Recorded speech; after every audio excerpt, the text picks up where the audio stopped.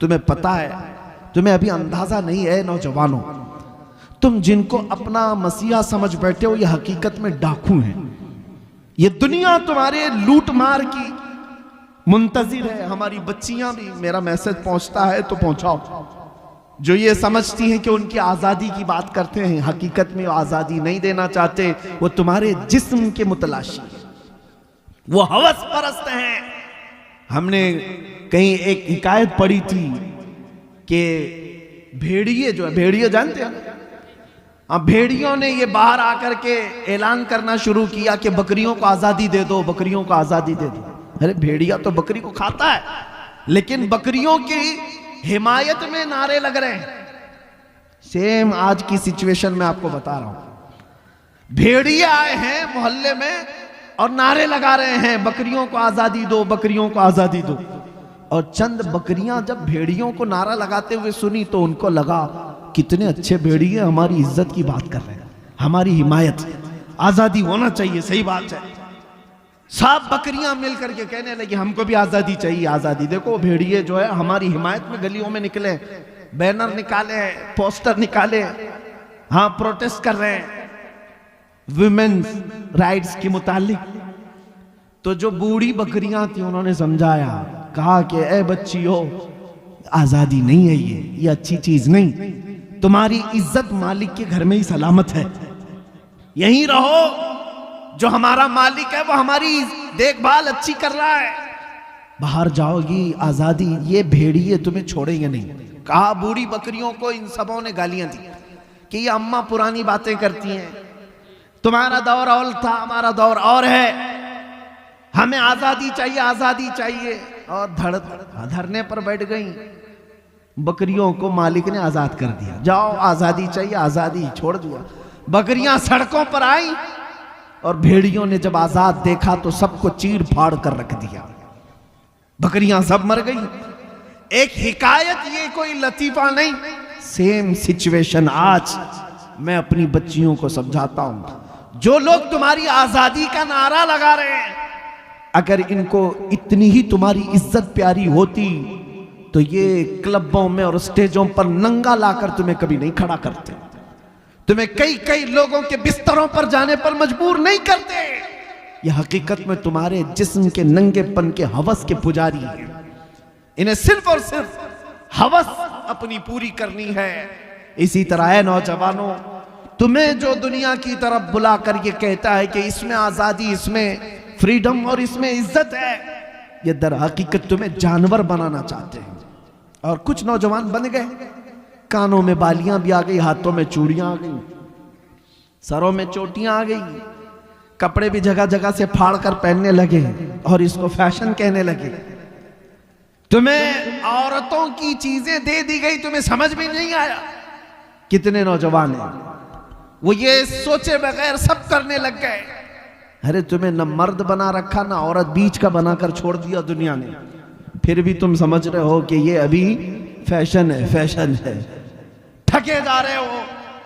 और आओ मैं तुम्हें बताता हूं, हमारे दर्द को अगर सबसे ज्यादा महसूस करने वाला कोई है, हमारे गम को सबसे ज्यादा सहने वाला कोई है, वो मेरे आका मदीने के ताजदार की जात है।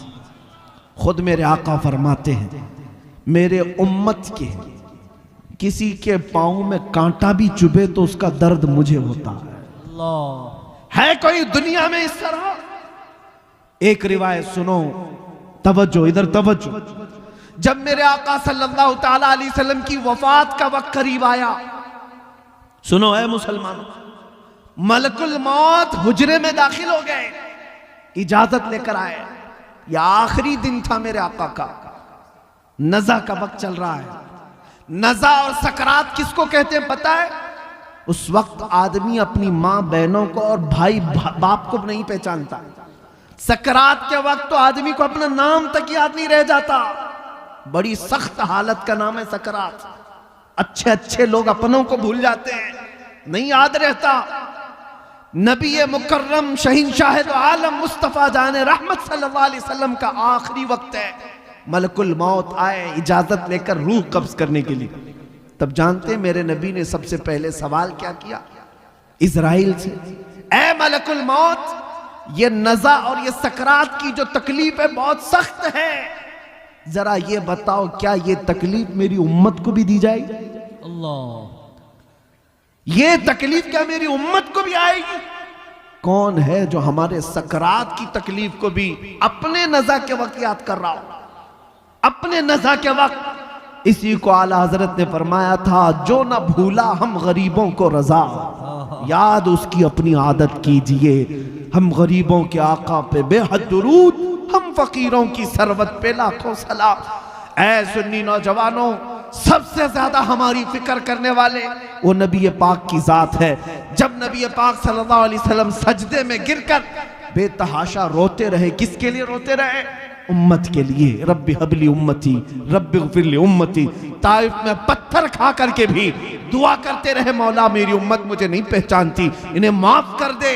वो नबी पाक जो मेराज के सफर में जाकर के भी अल्लाह करीम की बारगाह में सबसे ज्यादा कुर्ब की मंजिल, उससे ज्यादा कुर्ब की मंजिल पूरी दुनिया में किसी को दी गई नहीं और ना ही दी जाएगी। उस वक्त भी मेरा रसूल अपने रब से कोई चीज पूछ रहा है तो ये है कि ऐ मौला मेरी उम्मत की बख्शिश मेरे हवाले कर दे। सुभान। कौन है जो हमारी फिक्र करेगा? जानते हैं एक सहाबी ने हुजूर से पूछा, या रसूल अल्लाह क़यामत के दिन आपको कहां ढूंढूं, कहां ढूंढूं? जानते हैं हुजूर क्या फरमाते हैं? देखना हौज़े कौसर पर मिलूंगा। मेरे उम्मती प्यास से तड़प रहे होंगे, अपने हाथ से पानी भर भर कर मैं अपनी उम्मतियों को पिला रहा हूं। वहां पर भी उम्मत की फिक्र है।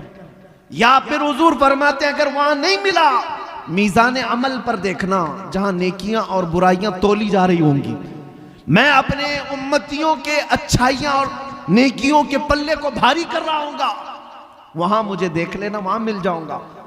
और अगर वहां नहीं मिला तो पुल सिरात पर देख लेना, जो जहन्नम के ऊपर का ब्रिज है, मैं अपने उम्मतियों को वहां से आसानी से गुजार रहा हूंगा। महशर के दिन भी मेरे आका हमें फरामोश नहीं कर रहे। एक और हदीस है, सुनो सुनो, एक और हदीस। मेरे आका फरमाते हैं कल क़यामत के दिन तुम मुझे देखोगे, मेरे कंधे पर चादर पड़ी होगी, मेरे कंधे पर चादर होगी, वो खसक खसक कर गिर रही होगी। मैं एक हाथ से अपनी चादर संभाल रहा हूंगा और दूसरे हाथ से अपने उम्मतियों को पकड़ पकड़ कर जन्नत की तरफ ले जा रहा हूं। जो ना भूला हम गरीबों को रजा, याद उसकी अपनी आदत कीजिए। ऐ नौजवानों मुझे बताओ, जो दुनिया में हमें ना फरामोश करे। और यहां तक कि एक हदीस ये भी है कि जब मुस्तफ़ा करीम सल्लल्लाहु अलैहि वसल्लम को उनकी कब्र में रखा गया, कब्र में उतारने वाले सहाबा कहते हैं कि हुजूर के लब हिल रहे थे, हुजूर के लब हिल रहे थे। हमने कान लगा करके सुना तो नबी पाक ये कह रहे थे, रब्बी हबली उम्मती, रब्बी ग़फिरली उम्मती, ऐ मेरे रब मेरी उम्मत को माफ कर दे, मेरे उम्मत को मेरे हवाले कर दे। अब सुनो, जो अपनी कब्र में ना भूले, हशर में ना भूले। ऐ उम्मत के गयूर नौजवानों, क्या तुम्हें यह ज़ेब देता है कि उस नबी को तुम यहां भूल गए, उस नबी को तुम यहां भूल बैठे? इसी को तो आला हजरत ने कहा था, शब सुबह तक सोना तुझे, दिन लहू में खोना तुझे, दिन लहू में खोना तुझे, शब सुबह तक सोना तुझे। शर्मे नबी खौफे खुदा ये भी नहीं वो भी नहीं। आ जाओ ऐ नौजवानों, हमें सबसे ज्यादा प्यार करने वाला आमिना का लाल है, हमको सबसे ज्यादा मोहब्बत करने वाली जात मदीने के ताजदार की है। वो गुंबदे खजरा के मकी की कैफियत तो यह है, कुरान कहता है अजीजुन अलैहि मा अनितुम, तुम्हारा तकलीफ में पड़ना उस रसूल को देखा नहीं जाता।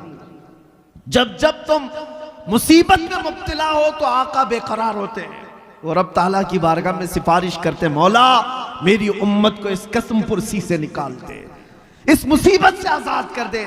लेकिन मुझे हैरत इस बात की होती है कि ये उम्मत उस तरफ देख क्यों नहीं रही? वो रसूल आज भी अपना दर दौलत खोले हुए है, आज भी वो अपना दरबार खुला रखे हुए है। आला हजरत ने कहा है, लबवा हैं, आंखें हैं बंद, फैली हैं झोलियां, कितने मजे की भीख तेरे पाक दर की है। क्या बात है। ऐ मुसलमानों, तुम्हें पता है एक बात, हजरत अबू हफ्स समरकंदी रहमतुल्लाह अलैह फरमाते हैं, मक्का में एक आदमी का इंतकाल हो गया था, मैं अपनी गुफ्तगू को समेट रहा हूं। मक्का में एक आदमी का इंतकाल हो गया, उसका इकलौता बेटा था, लेकिन जिस शख्स का इंतकाल हुआ मरते ही उसका चेहरा गधे की तरह बन गया, गधे की शक्ल हो गई, जानवर की तरह चेहरा बन गया। किसी के घर में कोई बाप मरा हो और चेहरा जानवर की तरह हो जाए, क्या वो दिखा सकेगा दूसरों को मैयत? बेटे ने जल्दी से दरवाजा बंद कर दिया, रोने लग गया कि क्या हो गया मेरे बाप के साथ, क्या हो गया। घर वालों को मालूम था, बाहर किसी को नहीं मालूम। रोते बेटा अब क्या करें। बेटे ने यह सोचा कि घर में ये गड़ा खोदूंगा और यहीं पर बाप को दफन कर दूंगा, बताऊंगा नहीं, क्योंकि इज्जत का सवाल है। कोई देखेगा इसका बाप जानवर की तरह हो गया, मरने के वक्त क्या कहेगी दुनिया। रोते हुए अपने घर में बैठा था, अचानक उसके घर का दरवाजा खुला और एक बुजुर्ग घर के अंदर दाखिल हुए। उनके चेहरे पर चादर पड़ी थी। इसने देखा ही नहीं, सारे दरवाजे बंद थे। अचानक दरवाजे से एक बुजुर्ग आए, सीधे उस मैयत की तरफ गए, चादर हटाया, मैयत के चेहरे के ऊपर से हाथ रखा, दुआ की, फिर चादर डाल दी। ये नौजवान जो बेटा बैठा हुआ था ये देख रहा था उस बुजुर्ग को आते हुए और फिर ये करते हुए। फिर वो बुजुर्ग इसके पास आया, कहा पूछा क्या बात है, क्यों रो रहा है। ये चेहरा उठाए बगैर कहता मैं जानता नहीं आप कौन है, कैसे आ गए, लेकिन आपने देख ही लिया है, अब मेरे बाप के चेहरे को तो देखो। मेरा बाप मरा है, चेहरा जानवर की तरह हो गया, इस बात के गम में रो रहा हूं। आए हुए बुजुर्ग ने कहा उठ जा, देख तेरे बाप का चेहरा सलामत है। वो गया, जाकर देखता है चादर हटाकर बाप का चेहरा तो चांद की तरह चमक रहा था, खूबसूरत है, कुछ नहीं बदला। खुशी के मारे रोने लग गया। और ये बुजुर्ग घर से निकल ही रहे थे, दरवाजे तक पहुंचे थे, दौड़ता हुआ आया और इस बुजुर्ग का दामन पकड़ लिया, पूछा आप कौन हैं। अल्लाह के फरिश्ते, आप कैसे मेरे घर पर आए, ये कैसी रहमत। आए हुए नूरानी बुजुर्ग ने पलट कर कहा अना मुहम्मदुन रसूलुल्लाह, मैं मोहम्मद अल्लाह का रसूल हूं। बात ये थी, सुन तेरा बाप एक गुनाह में मुब्तला था जिसकी वजह से अल्लाह का गजब नाजिल हुआ। एक बुराई थी वो मैं तुझे नहीं बताऊंगा, मैं छुपा दूंगा, लेकिन जिसकी वजह से अल्लाह का गजब इस पर नाजिल हुआ। लेकिन ए शख्स, ए लड़के, तेरे बाप की एक अच्छाई ये थी, तवज्जो, अच्छाई क्या है, हमारी मौत के वक्त भी चेहरे चमका सकती है। तवज्जो, मौत के वक्त भी चेहरे चमका सकती है। नबी रहमत सल्लल्लाहु अलैहि वसल्लम ने फरमाया तेरे बाप की एक खता थी जिससे मौला नाराज था, लेकिन एक अच्छाई ये थी कि तेरा बाप उस वक्त तक बिस्तर पर सोता नहीं था जब तक 100 बार मुझ पर दुरूद नहीं पड़ता था। सुभान अल्लाह, नारे तकबीर, नारे रिसालत, अज़मत मुस्तफ़ा। इसका दुरूद जो फरिश्ते मुझ तक पहुंचाते थे वो आए, उन्होंने कहा या रसूल अल्लाह गजब हो गया, वो बंदा जो आप पर 100 बार दुरूद पढ़ता था रोजाना, उसका चेहरा अल्लाह ने गजब से बदल दिया। हुजूर फरमाते मैं वहीं से उठा और तेरे घर आया और तेरे बाप के चेहरे को देखा, बदला तो जरूर था, लेकिन मैंने हाथ रखकर अल्लाह की बारगाह में अर्ज की, ऐ रब्बे करीम, ये मुझ पर दुरूद पढ़ने वाला चेहरा है और मैंने हाथ रखा है, मेरे हाथ की लाज रख ले और मेरे इस गुलाम के चेहरे को हुस्न में बदल दे। रब ताला ने फरमाया ऐ महबूब, अपना हाथ उठाओ, उसके चेहरे को हम चमकदार बना देंगे। नबी पाक सल्लल्लाहु ताला अलैहि वसल्लम मदद के लिए मौत के वक्त भी तशरीफ लाए। ये वाकया सिर्फ इसलिए अर्ज किया, ऐ सुन्नी मुसलमानों, जिससे तुम मोहब्बत करने का दावा करते हो, अगर दुनिया में किसी की गुलामी करते करते तुम्हें 25 साल लग गए, किसी का झंडा उठाते उठाते 20 साल लग गए, मरने के वक्त पुकारना अपने लीडरों को, मैं मर रहा हूं, आ जाओ, मेरा चेहरा बदले तो तुम बदल देना, मैं जा रहा हूं कब्र में, मुनकर नकीर आए तो बचा लेना, ये कोई तुम्हारी मदद को नहीं आ सकेगा, कोई तुम्हारा चेहरा नहीं बदल सकेगा। लेकिन एक बात का यकीन है, अगर मैं मरने से पहले मेरे मुस्तफ़ा को पुकारूं, या रसूल अल्लाह मैं मर रहा हूं, मेरे मौत के बाद तशरीफ लाना, तो फिर मेरे आका जरूर तशरीफ लाते हैं। इसलिए कि हमने देखा है, अपनी आंखों से देखा है, एक मर्द कलंदर, मुजाहिद इस्लाम, वारिस उलूम आला हज़रत जानशीन मुफ्ती आज़म हिंद हुजूर ताजुश शरिया बदरुत तरीका मुर्शिद गिरामी की वफात को मैंने आंखों से देखा है।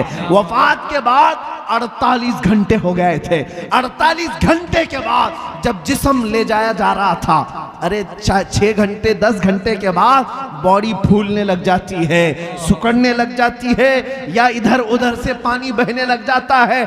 मैंने 48 घंटे के बाद उस ताजुशरिया को देखा। मैं जनाजे में हाजिर रहा, और जनाजे में नहीं बल्कि जिसमें पाक पकड़ कर हाजिर रहा। कब्र पर जाने तक जिस्म को जैसे पकड़ा जाता था, जिंदगी में जिस तरह की जिस्म में नरमी थी, वैसे ही वफात के बाद भी नरमी नजर आती थी। वो जिस्म तरोताजा था, उसी तरह चमकदार था।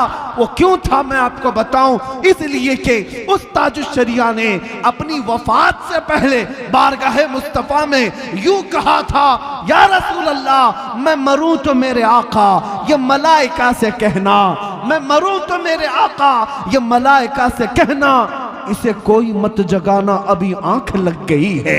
तेरे दामने करम में जिसे नींद आ गई है, वो फना न होगी, उसे जिंदगी मिली है। नारे तकबीर, नारे रिसालत, करिया करिया। मेरे अजीजों, बस मुख्तसर सी बात समेटता हूं। जो जिंदगानी तुम्हें अल्लाह ने दी है, बाकी आज ये इरादा कर लो, आज ये इरादा कर लो, जिएंगे तो मेरे मुस्तफ़ा के सुन्नतों पर जिएंगे। एक भी नौजवान उठ करके ये अहद कर लिया, हमारा जलसा वसूल हो गया, हमारी रात कबूल है। एक भी गुनाहों से तौबा कर ले कि आज के बाद मैं गाने नहीं सुनूंगा। वादा करते हैं इंशाअल्लाह, जो सुनेंगे मेरे मुस्तफ़ा की नातें सुनेंगे, कलामे रब्बानी सुनेंगे इंशाअल्लाह। बस एक भी खड़ा हो जाए, मेरे मुस्तफ़ा करीम सल्लल्लाहु ताला अलैहि वसल्लम की नजर इनायत हो, और उसके सदक़े में मौला करी। बैठो बैठो बैठो, मुझे पता है पूरा मजमा खड़ा होगा, क्योंकि हर एक के दिल में ये जज्बा है, हर एक के दिल में जज्बा है।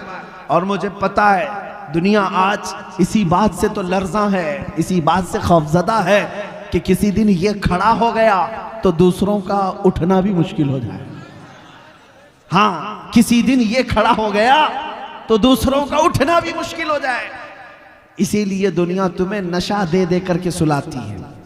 बहुत ज्यादा तुम्हारे मोहल्लों में नशा इसीलिए दिया जाता है कि ये जितना नशा करके सोते रहे, हम जागते रहे। जिस दिन ये नशा छोड़ देगा, हमारी नींदें हराम कर देगा, हमारा सुकून गारत हो जाएगा। अजीज़ाने गिरामी वक़ार, आज फिर दुनिया को ये बताने का वक्त है, कुव्वत इश्क से हर पस्त को बाला कर दो, कुव्वत इश्क से हर पस्त को बाला कर दो, दहर में नामे मोहम्मद से उजाला कर दो। आज के पूरे इस मजमे को मैं इख्तिताम पर लाते हुए बारगाह मुस्तफ़ा में अब ये अहद करता हूँ। सब मेरे साथ हुजूर की बारगाह में अहद करते हैं इंशाअल्लाह। नबी रहमत सल्लल्लाहु अलैहि वसल्लम को हाजिर व नाजिर मानते हैं, उन्हें मालिक व मुख्तार मानते हैं, हम सब का आका व मौला मानते हैं, हम सब की जानों का मालिक मानते हैं। आओ उस नबी रहमत को गवाह बनाकर अब अर्ज करते हैं, या रसूल अल्लाह, हमने दुनिया की रंगीनियां बहुत देखी, अय्याशियां बहुत की, लेकिन अब जिएंगे तो इस वादे के साथ कि दूसरों की गैरों की नत्थु खेरों की बात नहीं करेंगे। या रसूल अल्लाह, अब बात करेंगे तो ये कहेंगे, दहन में जुबान तुम्हारे लिए, बदन में है जान तुम्हारे लिए, हम आए यहाँ तुम्हारे लिए, उठे भी वहां सबा वो चले के बाग फले, वो फूल खिले के दिन हो भले, लिवा के तले सना में खुले, रजा की जुबान तुम्हारे लिए, लिवा के तले, लिवा के तले, लिवा के तले सना में खुले। या रसूल अल्लाह, हम सब की जुबान तुम्हारे लिए, हम सब की जुबान तुम्हारे लिए, हम सब की जुबान तुम्हारे लिए। लब्बैक या रसूल अल्लाह, लब्बैक या रसूल, लब्बैक या रसूल अल्लाह, लब्बैक या रसूल अल्लाह। व आखिरु दावाना अनिल हम्दुलिल्लाहि रब्बिल आलमीन।